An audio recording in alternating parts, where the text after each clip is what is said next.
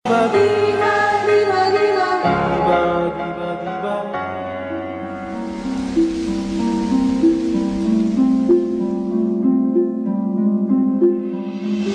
Walang iba sa puso ko. Aray! Okay, fine. Hindi kami exactly friends ni Gary, okay? Pero at least si Gary, pinapansin ako. Kinakausap niya ako. May isang beses pa nga, pinaangkas niya ako sa bisikleta niya. O, bilis, bitaw. Ayoko nga. Baka mahulog ako eh. Morning naman ito. Hindi ka mahulog, promise. Ayoko. Natatakot ako eh. Sabi na hindi ko mahulog eh. Wala ka ba tiwala sa akin? Sige na nga.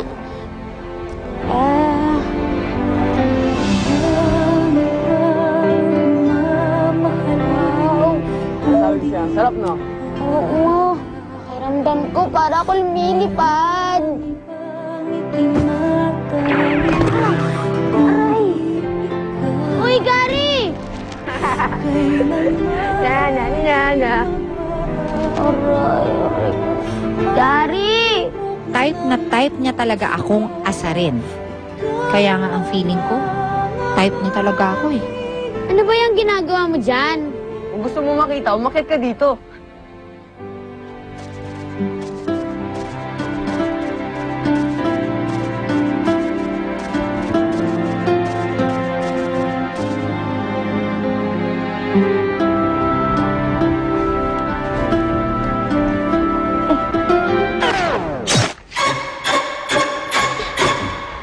Gary!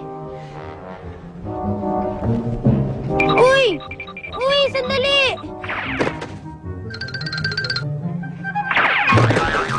Aray! Feeling ko lang pala yun. Sakit. Ang totoo kasi, wala naman talaga akong kaibigan. Pero may isang tao na mula pa noon naniniwala na sa akin. Saan ka na naman naglakwatsa?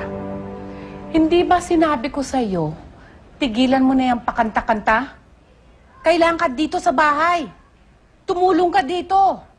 Magbunot, magwalis.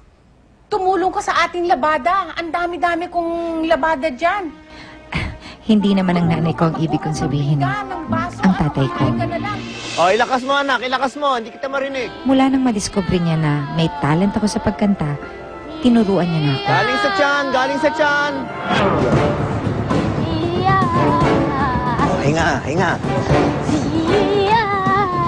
Kailangan mo nanggagaling sa hangin parati. Kailangan malakas ang... Yan. Ang lungs mo kasi kailangan ma-develop yan. Siya! Yan. Kailangan punong-puno yung baga mo parati. Siya! Tandaan mo, ang pag-aawit, kailangan may resistensya. Siya!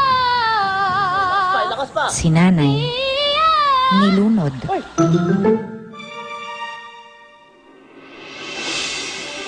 Sinabi ko ba na nilunod? Ang ibig kong sabihin, hinubog. Hinubog ako ng tatay ko para maging kung sino man ako ngayon. Okay na, tay? Solid, solid. May tubig yung baga mo? Meron. Oh!